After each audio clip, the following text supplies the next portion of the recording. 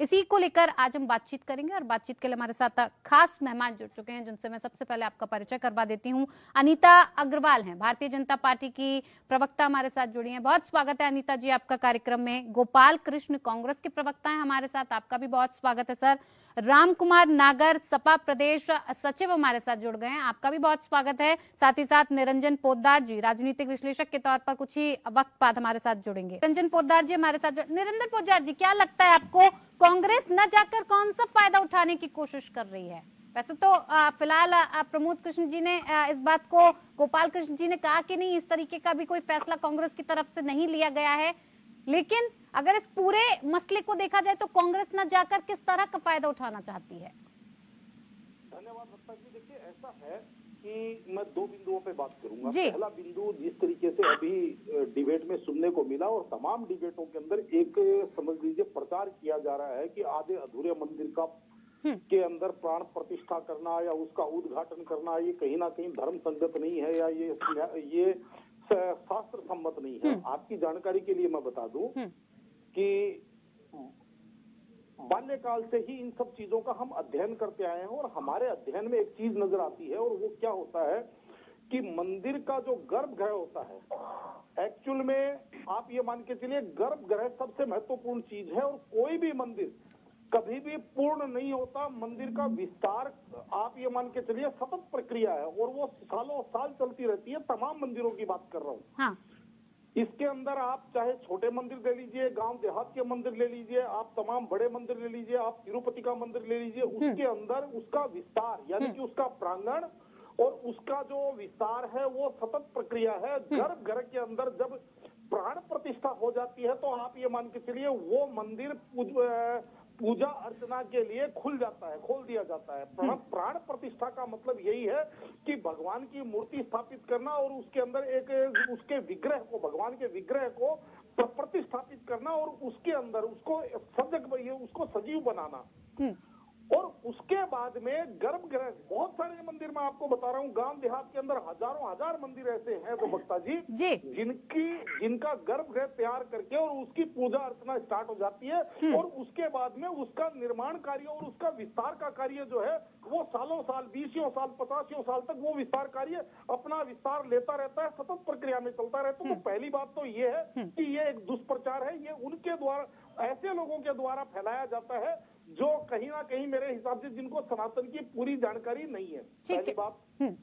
दूसरा बिंदु, जिस तरीके से आपने कहा कि कांग्रेस ने, अगर मान लीजिए कल से जिस तरीके से सूचनाएं आ रही है कि सोनिया गांधी जी ने, खड़गे जी ने और अधीर रंजन चौधरी जी ने, इन्होंने प्रस्ताव को अस्वीकार कर दिया, उसको ठुकरा दिया, तो निश्चित रूप से देखिए ये तो अपने अपने एक, जिसको कहते हैं अपने अपने तकदीर की और अपने अपने भाग्य की बात है कि किसी सौभाग्यशाली को ये निमंत्रण मिला और उसका दुर्भाग्य ये है कि उसको निमंत्रण मिलने के बाद में भी अगर वो ऐसे अवसर के ऊपर वहां नहीं जाता है या इसको किसी पॉलिटिसाइज कर देता है या इसको बीजेपी का मंदिर कह देता है या आरएसएस का मंदिर कह देता है, तो ये आप ये मान के चलिए उसकी जो संकुचित मानसिकता है ये उसका परिणाम है। और इसके अंदर वक्ता जी मुझे कहने में कोई गुरेज नहीं कि व्यक्ति जब कुंठित होता है तो कुंठित होने के बाद में भ्रमित होता है और भ्रमित होने के बाद में जब उसके ऊपर भगवान की विपदाएं आती हैं तो वो फिर व्यतीत होता है, वो कहता है हमारे साथ ऐसा क्यों हो रहा है। तो यहाँ पे कहीं ना कहीं देखिए कुंठा से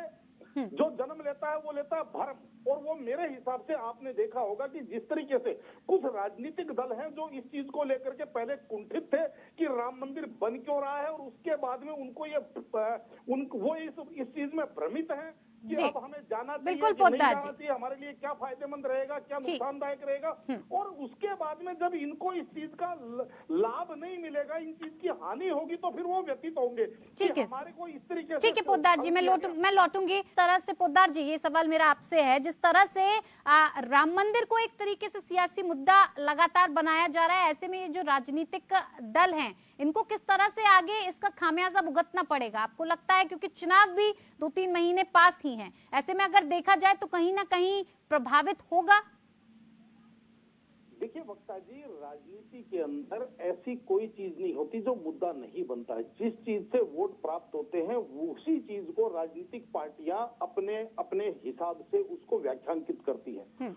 और जब एक ही नियम से जब कोई जीतने लगता है तो वो कहता है हम बहुत बुद्धिमान, बहुत बुद्धिशील और बहुत हम राजनीति के बड़े माहिर खिलाड़ी हैं, लेकिन उसी नियम से अगर कोई हारने लगता है तो वो कहीं ना कहीं दोहरा मापदंड की बात करता है। वो कहता है ये तो फाउल कर रहे हैं, ये तो ऐसे खेल रहे हैं, तो वैसे खेल रहे हैं। ये बात क्यों कह रहा हूँ, दोहरा मापदंड क्यों कह रहा हूँ वक्ता जी, इस देश ने राजनीति का वो चेहरा भी देखा है जो लोग कह रहे हैं कि भारतीय जनता पार्टी धर्म की राजनीति कर रही है, भारतीय जनता पार्टी राम के नाम की राजनीति कर रही है। इस देश ने वो काल भी देखा है वक्ता जी जब जिसको नमाजी टोपी पहन करके, जिसको ना कलमा आता है ना आयत आती है ना नमाज का अलीफ आता है, वो नमाजी टोपी पहन करके नमाजियों के बीच के अंदर बैठ करके और नमाज की मुद्रा में अपनी फोटोएं खिंचवाते रहे हैं। मैं राजनीतिक दलों की बात कर रहा हूँ। वो दौर भी देखा है इस देश ने। वो दौर भी देखा है कि जब बिना रोजे रखे हुए कोई राजनीतिक दल अपने यहाँ इफ्तारी पार्टी करता है और इफ्तार करते हुए अपनी फोटोएं और अपने वीडियो सर्कुलेट करवाता है। इस देश ने वो दौर भी देखा है। तो क्या वो धर्म की राजनीति नहीं थी? लेकिन ये समस्या क्या थी कि वो एक वर्ग के धर्म की राजनीति थी, तब तक सेकुलरिज्म था। और जब राम के ऊपर या बहुसंख्यक के धर्म के ऊपर राजनीति होने लग गई तो यहाँ पे धर्म की राजनीति होने लग गई। तीसरी और सबसे महत्वपूर्ण बात देखिए वक्ता जी, आपको ये चीज समझनी पड़ेगी कि वास्तव में सही बात है कि धर्म एक आस्था का विषय है और बिल्कुल हर एक व्यक्ति की अपनी निजी आस्था है। लेकिन यहाँ पे अगर मैं ये बात कहता हूँ कि जिस तरीके से कह रहे हैं कि भाई राम मंदिर भारतीय जनता पार्टी का प्रायोजित कार्यक्रम है, राम मंदिर भारतीय जनता पार्टी का मंदिर है, तो दूसरे दलों को ऐसा लग रहा है कि भारतीय जनता पार्टी नंबर बना रही है। तो अभी तो मथुरा का मामला लंबित है। वो दल वहां मथुरा में लग जाए बिना भ्रष्टाचार की जमीन लेकर के और बिना भ्रष्टाचार का काम करके, और जो कमियां भारतीय जनता पार्टी ने अयोध्या में छोड़ी है वो कमियां पूरी करके मथुरा के अंदर एक भव्य श्री कृष्ण का मंदिर बनवाए, क्योंकि वहां पे भी तो श्री कृष्ण जन्मभूमि लंबित है।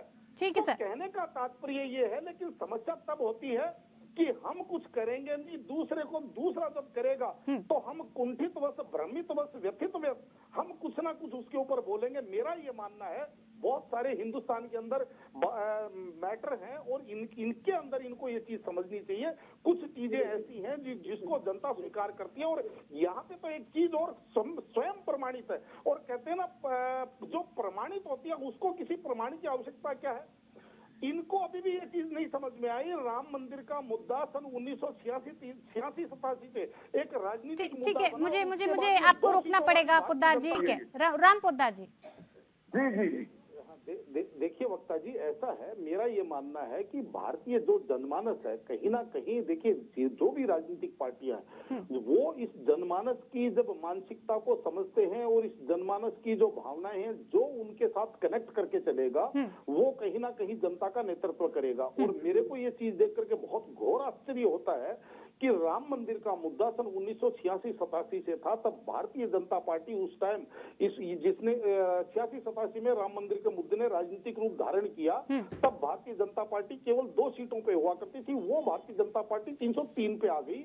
और जो 450 सीटों वाली कांग्रेस आज आप मान के चलिए 52 पे आकर के टिक गई। लेकिन उन बातों को आज लगभग 30 वर्ष हो गए, लेकिन अभी भी जो राजनीतिक पार्टियां हैं वो भारतीय जनमानस और भारतीय जो जनता की भावना है उसको समझने में कहीं ना कहीं विफल रहा है। और तीसरी और सबसे महत्वपूर्ण बात, देखिए ऐसा है वक्ता जी, आप इस चीज को समझिएगा कि अगर राजनीतिक दल कहेंगे कि जनता हमारे हिसाब से सोचे, मुझे नहीं लगता कभी भी ऐसा संभव हो पाएगा। मुझे ऐसा लगता है कि हिंदुस्तान का जो लोकतांत्रिक सिस्टम है ये प्रजातांत्रिक सिस्टम, और यहाँ पे जो जनता का जनादेश है वो आप ये मान के चलिए सर्वमान्य है। जब भी कहा जाता है जनता भ्रमित हो गई, जनता को बहका दिया गया, तो अब मेरा ये मानना है कहीं ना कहीं वो राजनीतिक पार्टियां एक ही पत्थर से बार बार ठोकर खा रही हैं। और जिस तरीके से बातें की जा रही है, मैं तो आज तक का विश्लेषण करके आपको बता रहा हूं, जब 2002 के अंदर गुजरात के अंदर जब मुख्यमंत्री बने थे नरेंद्र मोदी जी,